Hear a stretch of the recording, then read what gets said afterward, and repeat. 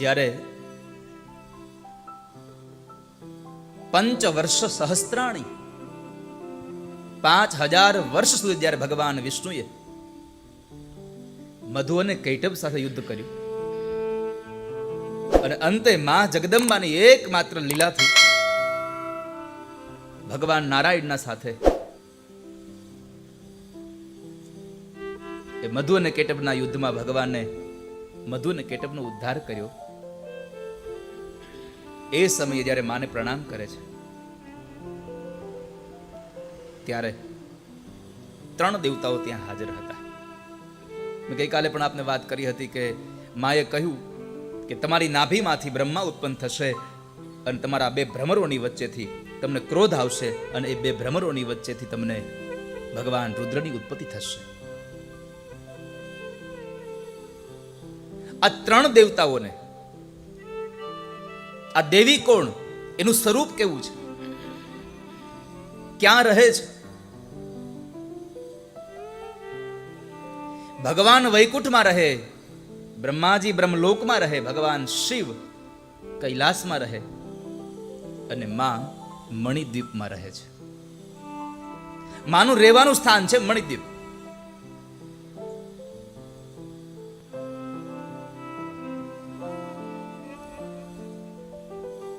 ત્રણ દેવતાઓને કાર્ય સોંપ્યું. બ્રહ્માને ઉત્પત્તિનું કાર્ય સોંપ્યું, ભગવાન વિષ્ણુને પાલનનું કાર્ય સોંપ્યું અને ભગવાન શિવને સંહારનું કાર્ય સોંપ્યું છે. ત્રણેય દેવતાઓને પોતપોતાનું કાર્ય સોંપ્યું અને એ ત્રણેય દેવતાઓના શક્તિ સ્વરૂપે માતાજીએ 3 રૂપો એના અંદર પધરાવ્યા છે. મહાકાલી, મહાલક્ષ્મી, મહાસરસ્વતી. સરસ્વતી છે બ્રહ્માની અંદર એને અંશાવતાર કર્યો જેથી કરી અને સર્જન થાય. લક્ષ્મી છે પાલન કરે છે એટલે ભગવાન વિષ્ણુમાં છે સાત્વિક છે, એ સત્વગુણ છે. અને જે મહાકાલી છે એ ભગવાન શિવમાં છે. આ ભગવતીના 3 અંશાવતારો છે. ત્રણેય દેવતાઓની અંદર પોતપોતાનો એક એક અંશ માતાજીએ પ્રગટ કરી અને ત્યાં સ્થાપિત કર્યો.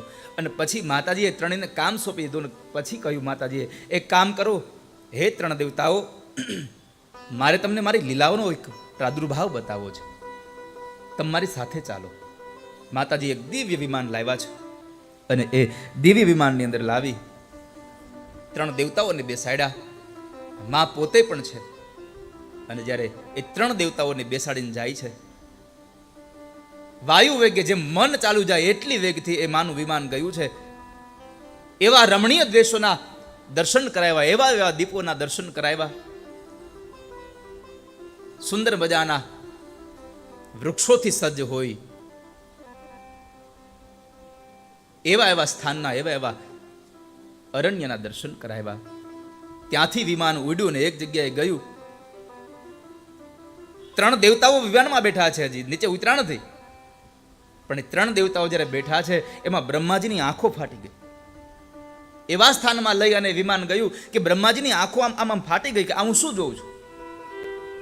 કારણ માતાજીએ પોતાની લીલા બતાવી કે જે બ્રહ્મા અહીંયા વિમાનમાં બેઠા છે, જે બ્રહ્માનું સર્જન જે જગ્યાએ થયું બ્રહ્મલોક હોય એવો બ્રહ્મલોક બનાવ્યો. બ્રહ્મલોકમાં બ્રહ્મસભાની મળી છે અને એ બ્રહ્મસભામાં જે બ્રહ્મા વિમાનમાં બેઠા છે એવા બીજા વિમાન ત્યાં બ્રહ્મલોકમાં ભગવાન બ્રહ્મા બેઠા છે. ભગવાન બ્રહ્માજી વિચાર કરે કે આ શું છે? વાત સમજાઈ ગઈ કે આ તો જગદંબાની કૃપા છે, આ એની લીલા છે. ત્યાંથી આગળ ગયા તો જે નારાયણ સાથે બેઠા છે એવા જ નારાયણના ફરી પાછા શેષની શૈયામાં પોઢેલા લક્ષ્મીજી સેવા કરે એવું દર્શન માં દુર્ગાએ ફરી પાછું ભગવાન નારાયણને કરાવ્યું. અને કૈલાસની અંદર ભગવાન શિવ પણ સમાધિમાં બેઠા હોય એવું દર્શન ભગવાન શિવને કરાવ્યું. ત્રણેય દેવતાઓને બતાવ્યું કે આ જગતમાં એક કશું જ નથી, આવા તો ઘણા બધા બ્રહ્માંડો છે.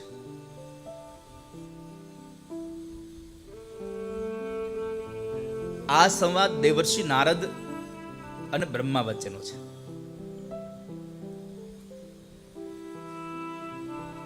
બ્રહ્માજીએ કહ્યું કે નારદ, હું તમને એક વાત અત્યંત રહસ્યની બતાવું. હવે આ બધી જ વસ્તુ અમને દેખાડ્યા પછી વિમાન ફરી પાછું ત્યાંથી ઉપડે છે અને એક એવી જગ્યાએ સમુદ્રમાં, અગાધ સમુદ્રમાં જાય છે અને અગાધ સમુદ્રમાં વચ્ચે બરાબર એક સુંદર મજાનો દ્વીપ છે.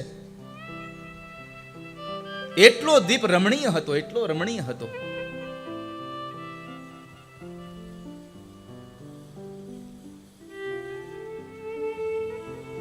એ દ્વીપના અમે જ્યાં દર્શન કરતા હતા ત્યાં એ દ્વીપની અંદર પક્ષીઓ કલરવ કરે અને એ દ્વીપમાં, એ દ્વીપની મધ્યમાં એક સુંદર મજાનો પલંગ બિછાવેલો અને સામાન્ય પલંગ નહીં, રત્નોથી જડેલો પલંગ હતો. સુંદર મજાના એને ચાદરો પાથરેલી, એની શૈયા તૈયાર કરેલી. ઘણી બધી સ્ત્રીઓ આ દ્વીપને સુશોભન કરી રહી હતી અને એમાં જે અમે બરાબર એ અમારું વિમાન જરા નીચે જાય, નીચે ઉતરે ત્યાં એક દર્શન થયા કે એક લાવણ્ય સભર રૂપ આ પલંગ ઉપર કોઈ સ્ત્રી બેઠી છે. આ સ્ત્રી કોણ હશે? આટલું એકદમ આટલું ઐશ્વર્ય જોયું, આટલું બધો ભાવ જોયો અને એ સમયે બ્રહ્મા, વિષ્ણુ અને મહેશ વિચારે કે આ સ્ત્રી કોણ હશે? રૂપ રૂપનો અંબાર હતી, 16 શણગાર સજેલા હતા માતાજીએ. એટલું જ નહીં, માતાજીની આજુબાજુમાં ઘણા બધા એવા ભક્તો બેઠા હતા અને એ ભક્તો, ઘણા બધા ભક્તો, એ ભક્તો માત્ર એમને નહોતા બેઠા.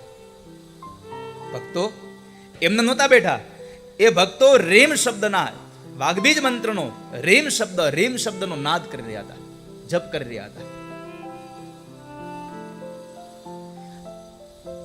આ વાત મને તમને એ સૂચન કરે છે કે જ્યારે ભગવાનના દરબારમાં, એટલે કે ભગવાનના મંદિરમાં જાઓ ત્યારે અન્યત્ર વાતો ન કરવી, પણ જ્યારે તમે ભગવાનના દર્શન કરવા ગયા હો, જ્યારે ભગવાનની કથા સાંભળવા માટે ગયા હો, એ સમયે તમને જે ભગવાનને માનતા હો એ ભગવાનના નામનો જપ કરવો. તમે જેને માનો એને ભગવાનના જપ કરો. તો અહીંયા માતાજીની આજુબાજુ જેટલા પણ ભક્તો બેઠા છે બધા જ લોકો રીમ શબ્દનો નાદ કરી રહ્યા છે, રીમનો એ જપ કરી રહ્યા, તપ કરી રહ્યા છે. અને એ સમયે ભગવાન વિષ્ણુ બોલ્યા છે કે હે દેવ, આ સ્ત્રી બીજું કોઈ નહીં, આ ભુવન ભુવનેશ્વરી સ્વયં જગદંબા દુર્ગા પોતે દેખાય છે મને. આ દુર્ગા પોતે છે.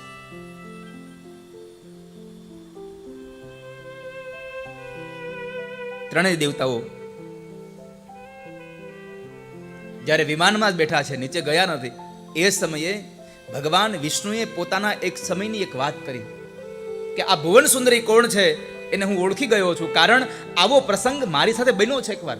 આ સ્ત્રી આ એ જ છે, હું ઓળખી ગયો છું કે જ્યારે હું સમુદ્રમાં એક વડલાના પાન ઉપર જ્યારે બાળકના રૂપના હતો અને મારા પગનો અંગૂઠો મારા મોઢામાં નાખીને જ્યારે હું સૂતો હતો, આવા સમયે એક સ્ત્રી મને હાલરડા ગાઈ ગાઈ અને સુવાડતી હતી અને જે હાલરડા ગાતી હતી એ સ્ત્રી બીજું કોઈ નહીં પણ આ ભુવનેશ્વરી જગદંબા પોતે હતા, આ દુર્ગા પોતે હતા. આ એ જ માં છે, કારણ એમાં કોઈ સંશય જ નથી. ત્રણેય દેવતાઓ જરા નજીક ગયા છે. માતાજીનું એટલું સુંદર લાવણી સભર રૂપ અને માં બેઠા છે. આપણે વંદન કરવા જઈએ તો પગને પ્રણામ કરીએ, પગને આમ સ્પર્શ કરવા જતા હોય એવું આવો ભાવ હોય આપણો. આ ત્રણેય દેવતાઓ જ્યાં પ્રણામ કરવા ગયા, જ્યાં નીચે નજર કરી તો માના જમણા પગના અંગૂઠાના નખ, દેવભાગવતમાં લખ્યું છે માતાજીના જમણા પગનો જે અંગૂઠો ને એનો નખ છે એ એટલો બધો સ્વચ્છ હતો, કાચ જેટલો સ્વચ્છ. અને એ અંગૂઠામાં આ ત્રણેય દેવતાઓને, આવા તો કેટલાય બ્રહ્માનોના, કેટલાય બ્રહ્મા, કેટલાય વિષ્ણુ, કેટલાય ભગવાન શિવો ત્યાં એકમાત્ર અંગૂઠામાં દેખાડ્યા છે માતાજીએ. ભગવાન કૃષ્ણ પોતાના મોઢામાં 14 બ્રહ્માંડ દેખાડે અને અહીંયા માતાજી પોતાના નખના એક અંગૂઠામાં આખું એક બ્રહ્માંડની ઉત્પત્તિ કરી બતાવે છે. આખા બ્રહ્માંડના દર્શન કરાવ્યા માએ. ત્રણેય દેવતાઓ માતાજીને પગે લાગ્યા છે. માં ધારે તો શું ન કરી શકે. પણ તમારી શ્રદ્ધા હોવી જોઈએ, તમારો ભરોસો હોવો જોઈએ. નખ દર્પણ મધ્યે વૈ દેવ્યાશ્ચરણ પંકજે. માએ પોતાના એક અંગૂઠાની અંદર માત્ર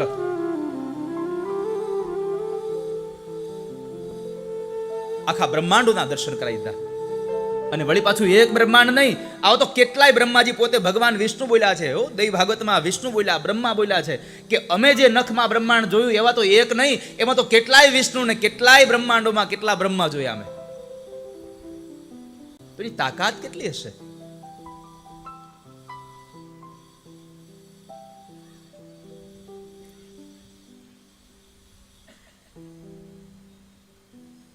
પણ તમને ભરોસો હોવો જોઈએ એનામાં. હો, આ મણિદ્વીપમાં 3 દેવતાઓને આપણે નથી મણિદ્વીપ જોયું, નથી 3 દેવતાઓને કોઈ જોયા.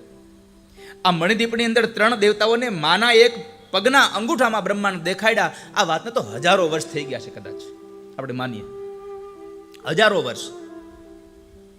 વ્યાસજી કેટલા થઈ ગયા? કેટલા વ્યાસ થયા? કેટલા લોકોને ખબર છે?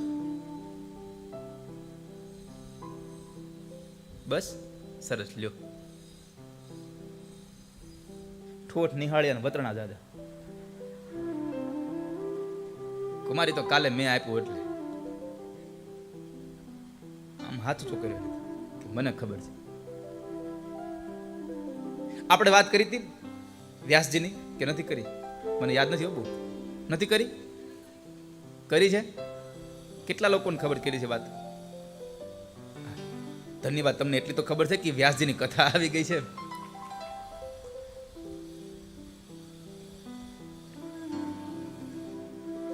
તમે જે સમયમાં જીવો છો એ કેટલામો કળયુગ આવે છે? કેટલામો કળયુગ ચાલે છે? કેટલામો? એ તો કળયુગની ઉંમર કીધી મેં. મેં એમ કીધું કે કેટલામો કળયુગ છે? હે, 28મો.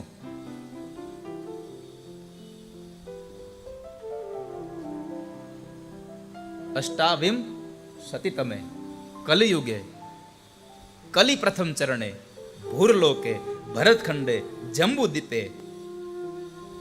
તમે યજ્ઞ કરવા બેસો, કોઈ પૂજા કરાવો ત્યારે બ્રાહ્મણ સંકલ્પ નથી કરતા, પણ તે આપણે ચમચી ભરી રાખ્યું ખાલી એમને. કોઈ સંકલ્પને સાંભળ્યો હોય થાય ને કે આ શું બોલે છે.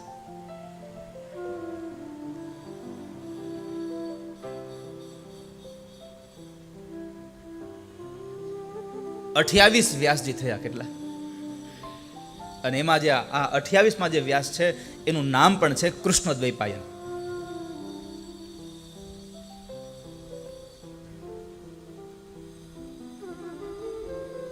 તો કેટલા યુગોની આ વાત છે. હવે આટલા બધો લાંબો સમય થયો એટલે આપણને એમ થાય કે કદાચ આ વાત આપણને ગળે ઉતરે ન ઉતરે. નથી મણિદ્વીપ જોયું, નથી ક્યારેય તમે 3 દેવતાઓને જોયા, નથી એને કોઈ દી મળ્યા, નથી કોઈ દી તમે માં દુર્ગાને મળ્યા, અને મળવા કરતા એની શક્તિનો ખાલી અનુભૂતિ કરાય અને મળાય નહીં. આ લાઈટ છે ને એને ખાલી જોવાય કે આ બરાબર છે, એમાં હાથ ન ભરાવાય.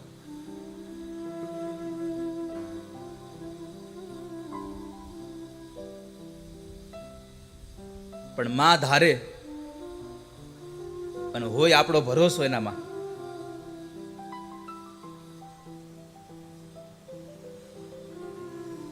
શ્રદ્ધા હોય આપણી, વિશ્વાસ હોય આપણો, ભરોસો હોય આપણો.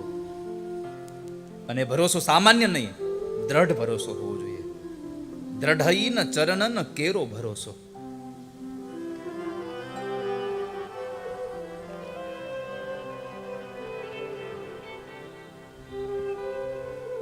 પણ હું તમને એ ભરોસાએ એક કામ કર્યું અને બીજી કોઈ નહીં. ઘણી બધી શક્તિપીઠો છે, એમાંની એક શક્તિપીઠ, અને એ શક્તિપીઠ એટલે માનું હૃદય જે જગ્યાએ પડ્યું. જ્યારે માં ભવાની સતીના જ્યારે ભગવાન વિષ્ણુએ શરીરના ટુકડા કર્યા અને એ ટુકડામાંથી હૃદય જે જગ્યાએ પડ્યું, એ હૃદય પડ્યું એ અંબાજી ધામ છે.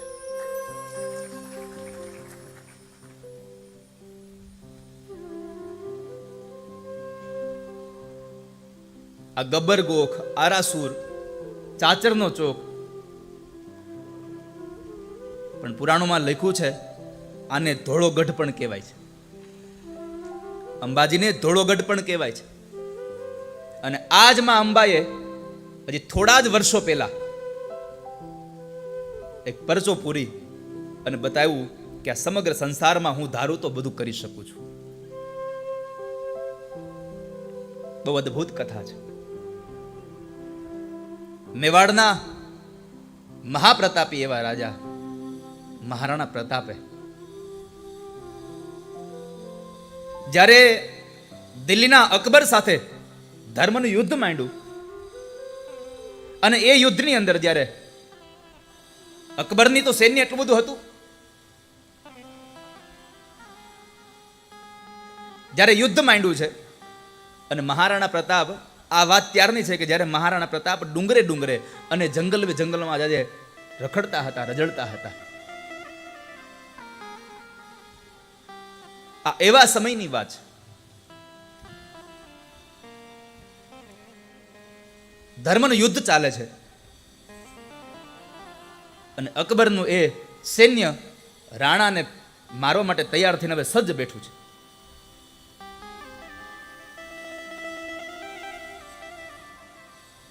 અને એ સમય મહારાણાને એમના જે રાણી હતા એને એક મળવાની તિથિ નક્કી હતી કે રાણીને મળવા જવાનું, પણ આ જ તિથિ અને એ તિથિ બરાબર આવી ગઈ હતી. અને એ રાણી ઈડરના હતા, ઈડર નરેશની દીકરી હતા. એમની જ કન્યા હતી. હવે એને મળવા આવવાનું અને